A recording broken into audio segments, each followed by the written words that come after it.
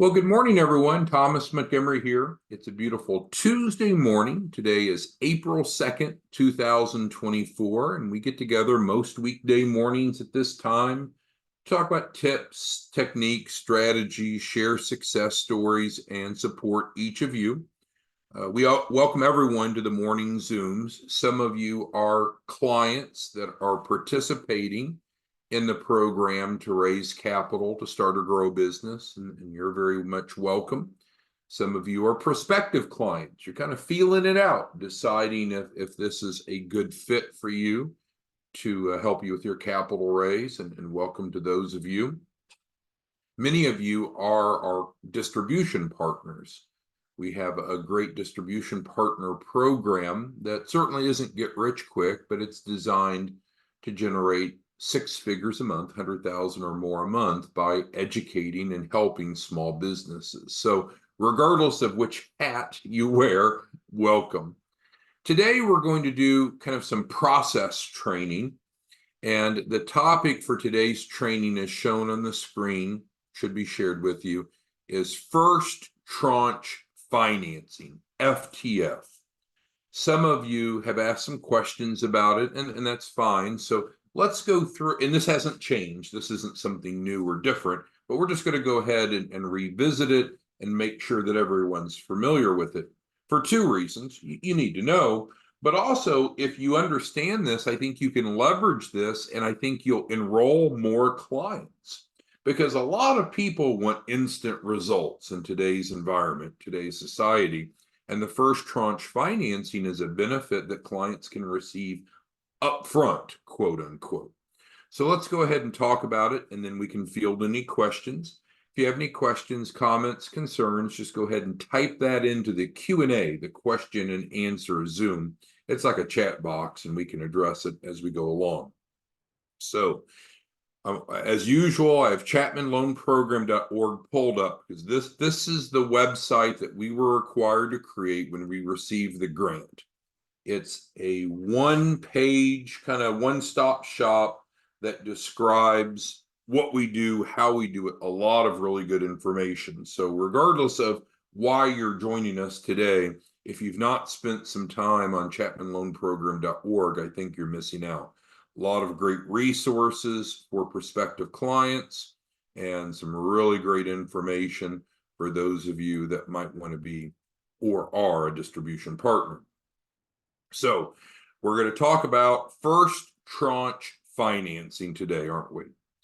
So the goal of the Startup Business Funding Package, which is here, is to create a fundable business. So why is that? So I think what the most common challenge that you and I probably face when we're out talking to small businesses is they just want funding. They just need money. I want money. But it doesn't work that way, does it? You actually have to qualify for funding to get it. You can't just want it so bad that you get it. You can't just demand it. You can't be so nice or so mean that you just get funding. You have to qualify for it. So we call that having a fundable business. Now, you and I, we teach people what that means. And actually, in this training right here, it's has the four phase, and I'll pull it up for a moment just so we can see it.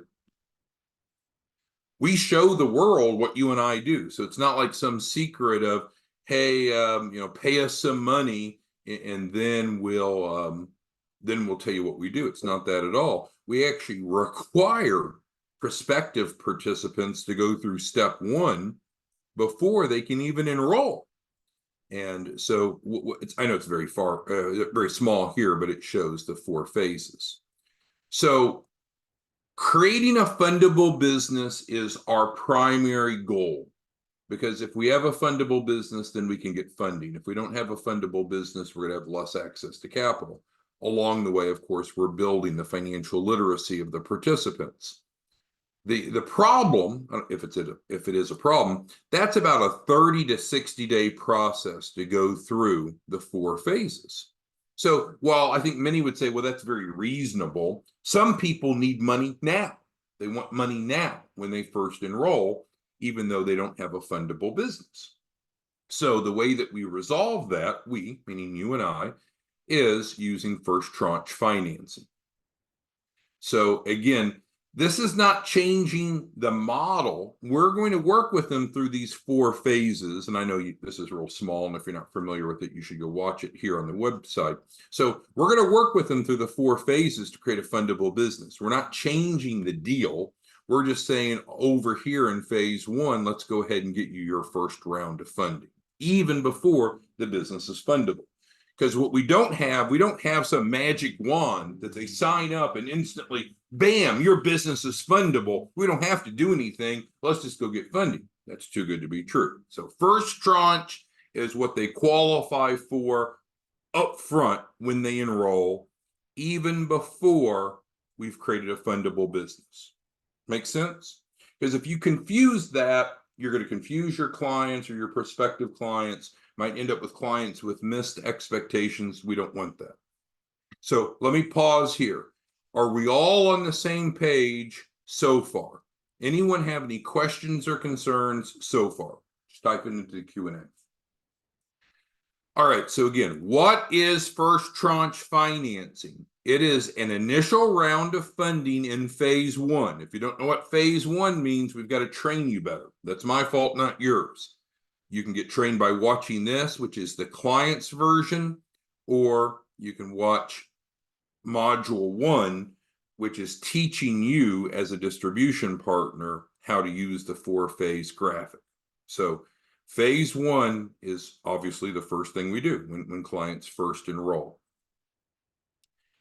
Now, when do we go to first tranche financing specifically? Theoretically, we could go the moment that they enroll, but ideally, we would do it in phase 1 after we have created their entity. What does that mean?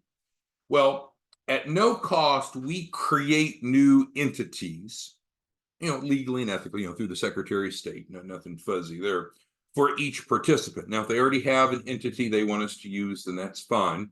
But assuming that we're creating an entity, I would prefer that we create the entity, have the business, have the EIN before we go to first tranche. That's going to give us more funding options.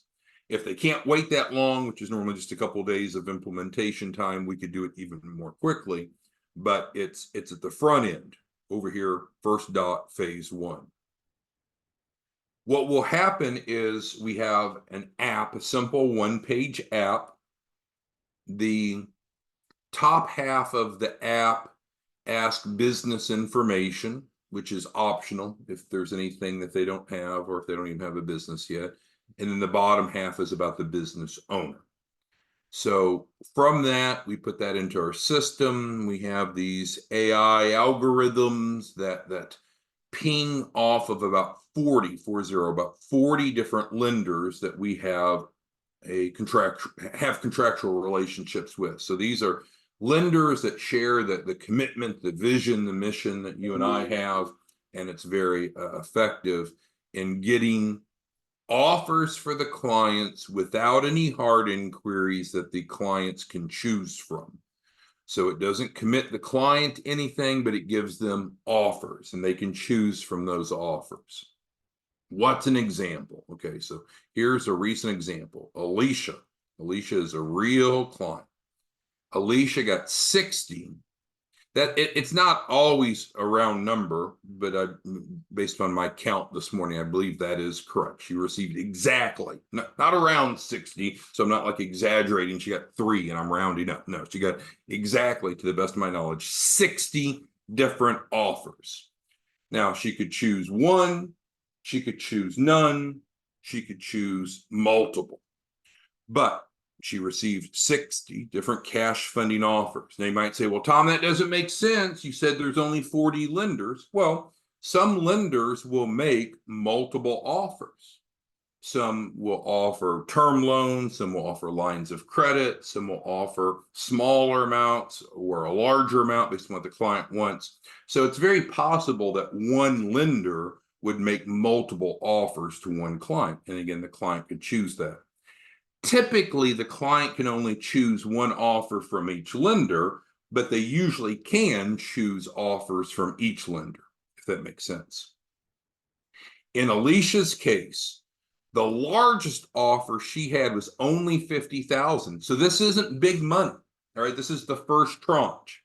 So the biggest singular offer that she had was 50,000, which, I mean, it's not a big deal probably to you or I, but you take the average client, if you could get them 50,000 within their first week of participation, that'd give them a little bit of working capital, a little breathing room if money's tight.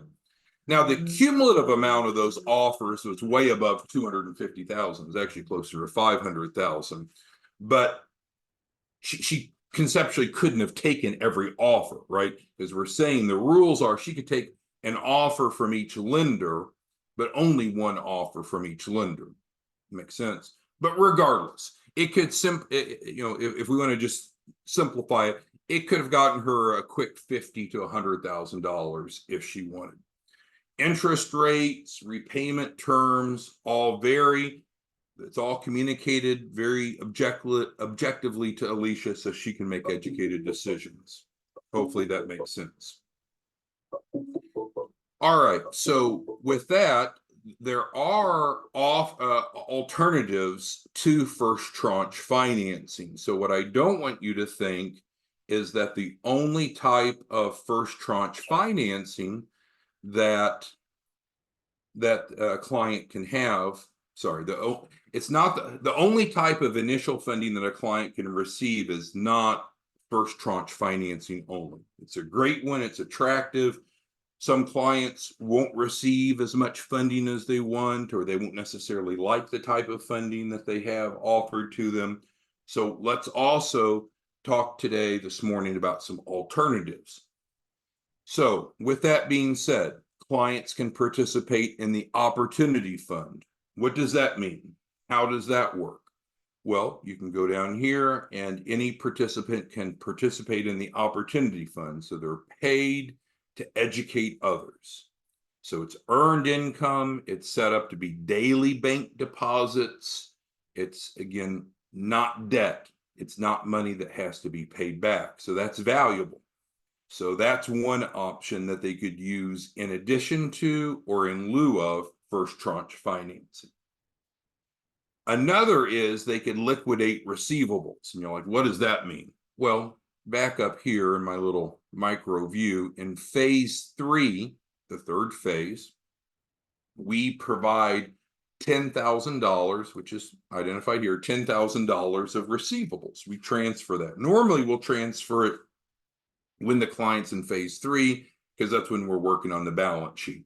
But let's say a client's tight, that they need it quicker. We can do this quicker. We could do it within the first day of enrollment if they want. It just it naturally fits best over here on phase 3.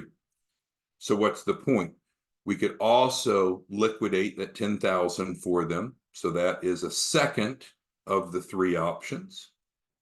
And also we rolled out last week, many of you expressed a lot of interest in this, in becoming one of our Opportunity Fund Development Officers. So what does an Opportunity Fund Development Officer do? If you recall, what an Opportunity Fund Development Officer does is they are essentially like a team leader, right? They're going out and developing a team of distribution partners who then educate and generate clients.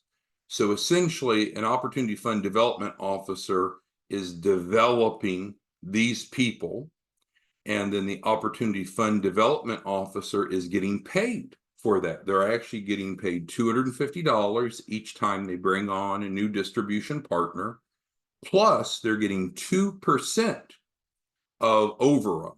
And we've had a discussion on that. You can go back and view that if you want. So will all clients get offers like Alicia did? No. Some will get bigger, some will get smaller, some will get more, some will get less. We don't know until we run it through. However, there are alternatives that they can use in addition to or in lieu of FTF, and those are the 3 briefly stated. So with that being said, let's open it up. Who has questions, comments, concerns on this? Some of you have come to us and said, hey, I want success stories. Well, I can load you with lots of success stories, such as Alicia. So this is a real success story. Now, are you wanting more details? Are you wanting to look at her bank statement?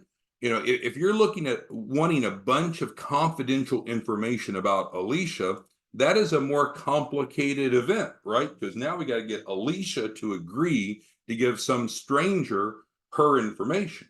She may or may not want to do that.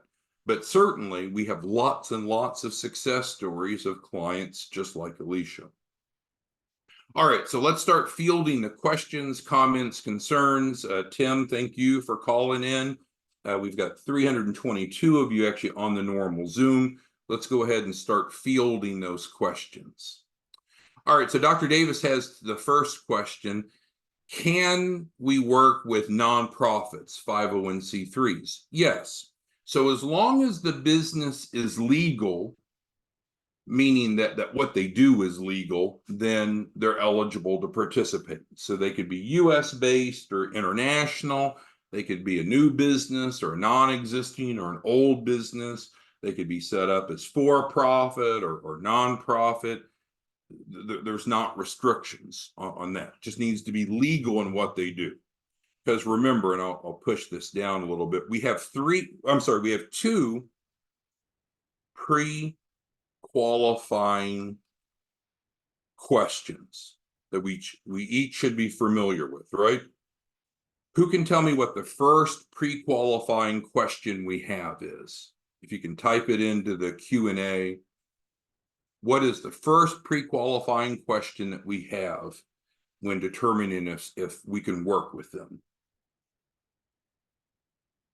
All right, I think Darlene's got it. It's, are you looking for money to start or grow a business? So if they say yes to that, then we can proceed. If they say no to that, then there's not much to proceed with. So that's the first of the two questions. Thank you, Darlene. Who remembers the second pre-qualifying question? It's not, is your business for-profit or nonprofit? It's not, what color is your eye color?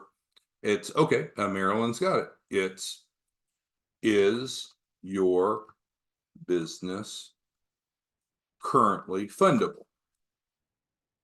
So what does that mean? Well, that's a great pivot point to the educational message that you and I probably need to take, because most people don't know what you and I know, right? What do you and I know? There's a formula to have a fundable business, and we teach it. And it means like having a business set up properly. It means having strong business credit profile, which we help them with in phase 2. It means having strong financials with collateral, which is over here on phase 3. So this is what we teach about. When you ask this question, it opens up for that conversation, for that educational event to occur. The problem is most people don't know what it takes to have a fundable business, so they'll give you some bad answers, and I'll say that respectfully. I could better say they're going to give you often a BS answer. Many times they'll say, oh yeah, well, but so it's just going back to, they don't even know what it means to be fundable. So for us asking them that question, it's kind of unfair, but it's a great pivot point then to educate them about what it means to have a fundable business. So most of them don't have a fundable business. They need assistance, and that's great. That's what we're here for. You and I are kind of like car mechanics, right? So if someone comes in with a brand new Bentley, they probably don't need you and I to work on their car. They probably don't need new wiper blades. They probably don't need new brakes. They have a brand new car. But a lot of businesses, most businesses, are not fundable. In other words, they're broken. They're not ready to go for funding. And that's what you and I do. And the way that we do that is through the Startup Business Funding Package. We provide this scope of service, and it's described very well here. We had someone, I think it was yesterday, maybe it was last week, saying, well, what do clients get? Oh my goodness, if you don't know what the value proposition is, shame on you and shame on me, because it's listed here in bullets, it's described, And we've asked each of you to please consider going through the certification curriculum so you understand very well what we do. What we do is credible, it's legal, it's ethical. I don't think anyone could take a look at our agreement and say, oh, that's not right. It's just often people don't know what you and I know, and therefore they make assumptions. They pull from their life experiences and whatever education in this field they have, and often it's wrong. So we have to educate, because there's three things that we do together, right? Let's go back to that. What are the three things? We generate leads, well, not plural, generate leads, we educate leads, if I can hit the period, and we enroll leads. That's what you and I do. That's what you're we have this discussion frequently, don't we? You're the CEO of your branch and branch office.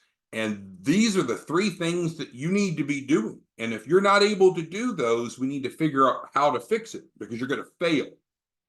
You have to be able to do these three things. And this is true, if we had that auto mechanic shop that we just pretended to have a moment ago, we would need people that need car repairs that know about us.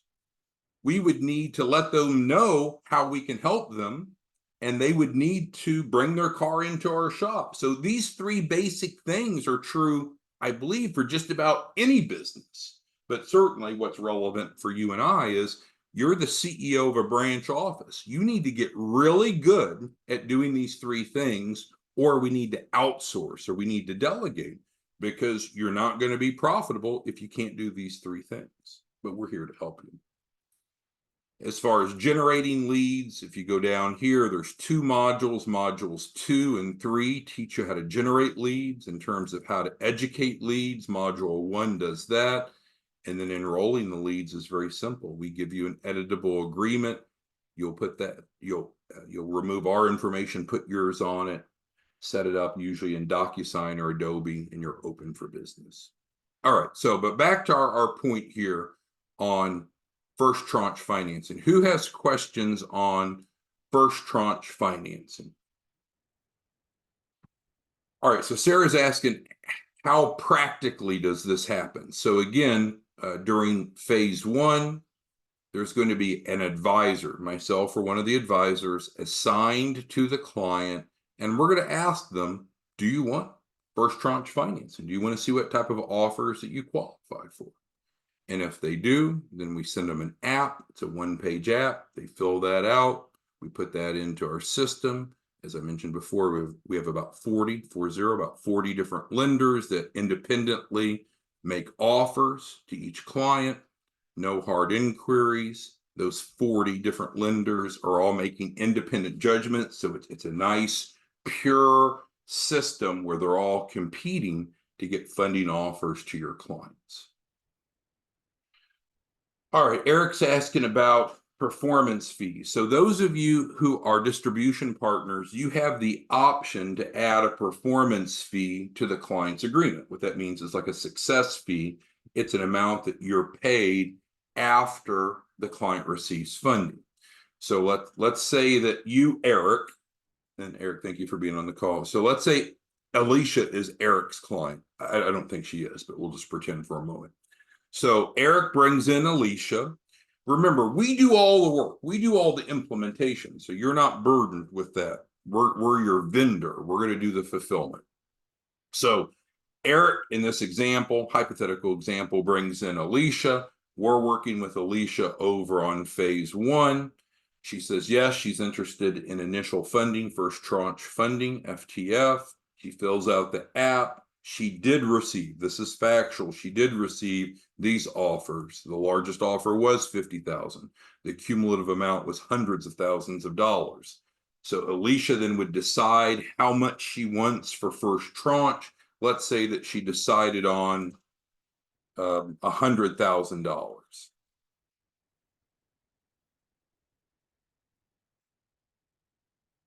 Now, I don't remember what she actually accepted, so don't hold me to this, but we're just doing an example here. So if, we'll put it if, so you don't think I'm misrepresenting. So if she decided to accept 100,000, then Eric gets paid $19,999, because I think Eric's doing the normal 19.99% performance fee. Again, you can make it more or less. So here, within the first week or two of Eric's client, Alicia, she's got funding in her pocket, which is awesome. And then Eric's got funding in his pocket. Now, again, module 4 teaches you about how the money all works, so you can learn more about that. We've covered that before. But the question we had was, does the referral partner, do you as a branch office, get paid a performance fee from the first tranche? Yes, if it's in your agreement. Everything goes by the agreement. How much is based upon what you put in the agreement. But using this example, there's some quick funding. Now, that's not a lot of money. Eric's worth a lot more than $20,000. I understand that. But hopefully this isn't Eric's only client, right? Hopefully Eric is doing this at least twice a week, because that's kind of what he and everyone else promised to do. You all promised to do 2 clients a week, 8 a month. So all of a sudden, if he's doing that times 8, now where is he at? He's at around 160,000 gross income monthly for his branch. And that's ignoring any other streams of income, because there are other streams. So Marilyn, let me know if that answers your question. So in summary, we'll take care of the implementation. What you need to do if you want to be successful are 3 things. And if you're not good, if you're not excellent at these 3 things, let's work together to improve your competency on these 3 things. Because if you do these 3 things, you'll be like Eric. You'll make a lot of money. Each of you that have a branch office, you should generate at least $100,000 this month in April. We're committed to that. If you're committed to that, if it sounds too good to be true, it's just because you're not following the numbers. You need to go understand the comp model. Any other questions, comments, concerns that anyone has for us today? All right. Well, thanks, everyone. We'll see you back tomorrow morning. Let us know what we can do to help you enroll a client today. Bye-bye.